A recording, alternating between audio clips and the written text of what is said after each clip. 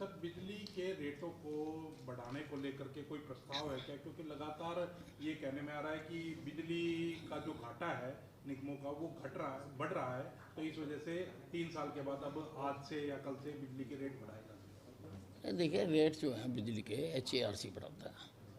हम अपनी फाइनेंशियल स्थिति हर बार वहाँ भेजते हैं, तो इस बार भी भेजी होगी। और जहाँ तक मुझे याद आ रहा है 8 साल हो गए रेट बढ़े, 8 साल पहले बढ़े थे रेट। तो ये अब अगर HERC प्रस्तावित करता है रेट बढ़ाना, सरकार की या महकमे की सहमति है? नहीं, वो जब आएगी हमारे पास, तो अभी कोई आई नहीं, क्या बढ़ाया कितना बढ़ाया। जब आएगी तो फिर हम विचार करेंगे।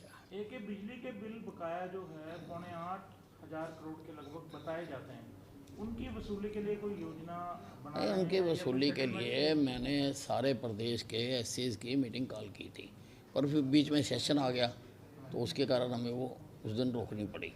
तो अब दोबारा मैंने कह दिया हुआ है कि सबको बुलाओ, मैं तो एक एक का अकाउंट देखूंगा कि किसका क्यों पेंडिंग है और क्या कार्रवाई कर रहे हो और क्या कार्रवाई करनी है।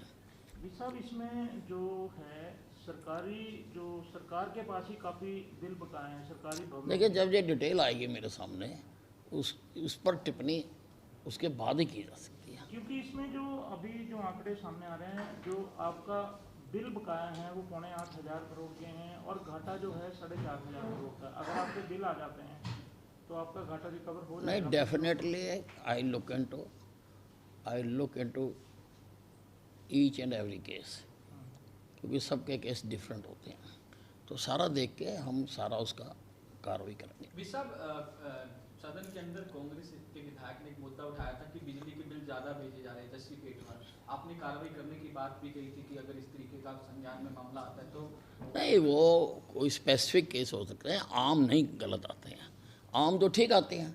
तो मैंने तो सारे सदन को ही कह दिया था कि किसी के संज्ञान में कोई गलत बिल आया हुआ है, उसका भी देखना पड़ता है किस कारण से आया है, क्यों आया है, तो वो हम ठीक करवाएंगे उनको। अविद साहब, टोल प्लाजा के रेट्स जो हैं वो लगातार बढ़ते जा रहे हैं, जिसको लेकर अगर हम मुख्य विपक्षी दल कांग्रेस का जिक्र करें तो उसके ऊपर लगातार बयानबाजियों का दौर भी जा रहा है। रणदीप सुरजेवाला की तरफ से लगातार ये कहा जा रहा है कि गुंडागर्दी टोल जो है वो लगाया जा रहा है, वसूला जा रहा है। टोल प्लाजा को लेकर किस तरीके से क्या कुछ अगले आने वाले दिनों में पैमाने जो है वो रहने वाले? देखिए, टोल प्लाजा को तो काफ़ी सिंप्लीफाइड करने के लिए केंद्रीय सरकार विचार कर रही है। जिस प्रकार से आदमी खड़े होते हैं और एक एक गाड़ी को काफ़ी वो होता है, शायद सब गाड़ियों पे चिप लग जाएगा, तो कितने बार आ रहे जा रहे हैं, ऑटोमेटिकली वो रिकॉर्ड होगा।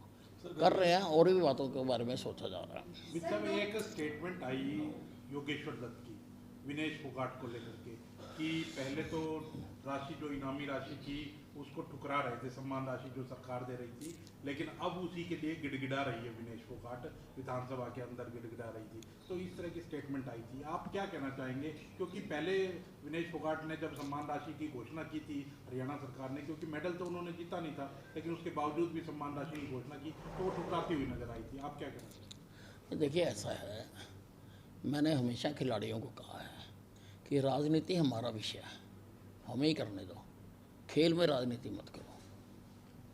सर, लेकिन अब तो वो खुद भी विधायक बन चुकी हैं।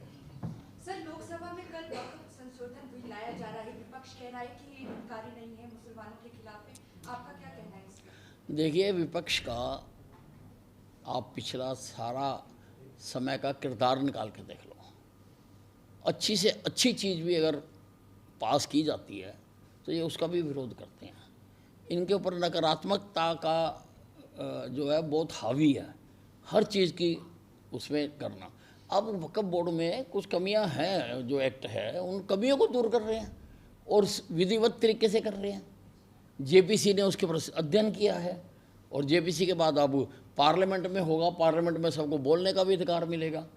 कोई आउट ऑफ द वे या इमरजेंसी लगा के तो नहीं कर रहे हैं ना, जैसे इंदिरा गांधी जी ने किया था। आउट ऑफ द वे जाके तो नहीं कर रहे हैं, सारा सिस्टम अपना रहे हैं और प्रजातंत्र में यही तरीका है। जो उसमें कमियां होंगी वो उसको बताएंगे और जो विपक्ष है वो अपनी बात कहेगा। अब ऐसे ही बिना उसके अभी चर्चा हो रही है, क्या होगा क्या नहीं होगा, तो उसके बारे में ऐसी टिप्पणियां करना उचित नहीं है। सर, गर्मी का मौसम है सर, खपत बढ़ेगी बिजली की, सर किस तरह के अरेंजमेंट है, कट्स ना लगे सर? देखिए, ऐसा है कि बिजली की जो गर्मियों में डिमांड बढ़ती है और पीक पड़ जाती है बीच में आके, तो उसके लिए हम वैसे तो उसको परमानेंट इलाज करने के लिए तो हम अपनी थर्मल पावर बढ़ाने जा रहे हैं। पानीपत में लगा रहे हैं, यमुनानगर में लगा रहे हैं 800 का, पानीपत में भी 2 और लगाने की हमारी प्लानिंग है, और हिसार के खेजड़ में भी लगा रहे हैं। तो वो तो है ही है, लेकिन जब बढ़ती है तो हमें नेशनल ग्रिड से मिल जाती है। किसी को बिजली हम किसी की नहीं जाने देते हैं, किसी की भी, वो हम लेते हैं। ये बात ठीक है कि शॉर्ट टर्म हम लेते हैं, वो हमें महंगी मिलती है, बहुत महंगी मिलती है, और अगर लॉन्ग टर्म हमारा एग्रीमेंट हो किसी के साथ तो वो हमें फिर उसी रेट पर मिलती रहती है, चाहे पीक हो चाहे पीक ना हो। और दूसरी बात ये है, क्योंकि गर्मी में काफ़ी जो है लाइन फॉल्ट वगैरह होते हैं, तो उसके लिए मैंने इनको कहा कि हर सब स्टेशन के ऊपर सफिशिएंट नंबर ऑफ ट्रांसफार्मर्स आप अवेलेबल रखें। हर सब स्टेशन के ऊपर एक कैरी करने के लिए गाड़ी आप वहाँ रखें, ताकि अगर ख़राब हो गया है तो उसको हम जल्दी से जल्दी बदल सकें। इसके अलावा जब से मैंने डिपार्टमेंट संभाला है, मैंने इनको ट्रांसफार्मर्स की ऑगमेंटेशन के लिए कह दिया कि अगर किसी ट्रांसफार्मर की कैपेसिटी से ज़्यादा उसके ऊपर लोड है तो उस ट्रांसफार्मर को बहुत सारे, अब मेरे पास डाटा तो नहीं है, लेकिन बहुत सारे ट्रांसफार्मर अपग्रेड कर दिए गए हैं, उनको उनकी ऑगमेंटेशन हो चुकी है। तो ये सारे तरीके हैं, और हमारे पास स्टॉक भी अच्छा, लगभग 10,000 ट्रांसफार्मर्स हमारे पास पड़े हैं। बाकी मैंने ये भी हिदायत दी है कि इनका जो सिस्टम है कि कहाँ पर कितने पड़े हैं वो सारा ऑनलाइन हो जाए, ताकि ज़रूरत पड़ने पर हर एसडीओ देख सके, अगर उसके पास नहीं है तो पड़ोस में कहाँ पे है, ताकि किसी को बिजली इंटरप्ट ना हो। शॉर्ट टर्म समझौतों को लेकर आपने विभागीय समीक्षा कर ली है आगामी मौसम को देखते हुए? नहीं, वो तो हमें मिल रही है ना जी, उसकी तो कोई दिक्कत नहीं है ना जी, वो तो मिल रही है हमें। मित्र साहब, भगवंत मान है, पंजाब के मुख्यमंत्री हैं, वो कहते हैं कि राहुल गांधी एक ऐसे नेता हैं जो कभी चले ही नहीं, और वो प्रयोग कांग्रेस बार बार कर रही है और वो कभी नहीं चल सकते, वो एक चले हुए कारतूस है, मतलब इस तरह की भाषा का वो कह रहे हैं। तो कैसे देखते हैं आप उनको? देखिए, वो भगवंत मान जी बिल्कुल ठीक कह रहे हैं, गलत नहीं कह रहे हैं। गलती कहीं और है। गलती ये है कि अगर आपको अच्छी तरह से पता है कि वो ठीक नहीं चल रहे हैं, तो जो इंडी के साथ आपने गठबंधन कर रखा, वो गठबंधन क्यों नहीं तोड़ते? तोड़ो उस गठबंधन को। ऐसे आदमी के साथ गठबंधन किस लिए करना, जिसके बारे में आप भी जानते हो, जनता भी जानती है, हम भी जानते हैं, दूसरी पार्टियां भी जानती हैं कि अब इसमें तेल नहीं है, ख़त्म हो गया।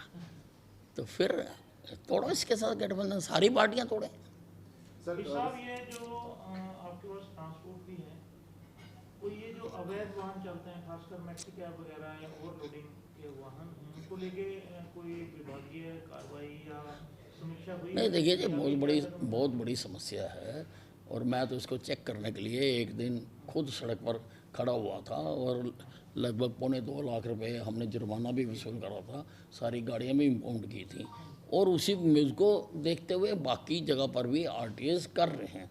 लेकिन इसमें प्रॉब्लम ये है कि हमारे पास स्टाफ बहुत कम है।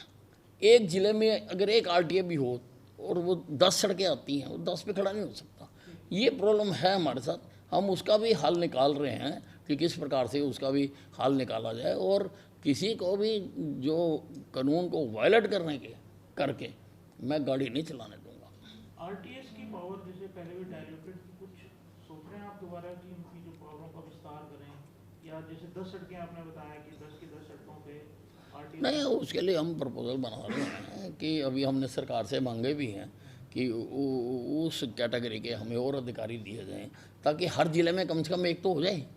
आज तो वो स्थिति भी नहीं है, लोगों को अपनी गाड़ी पास कराने के लिए दूसरे तीसरे चौथे ज़िले में जाना पड़ता है।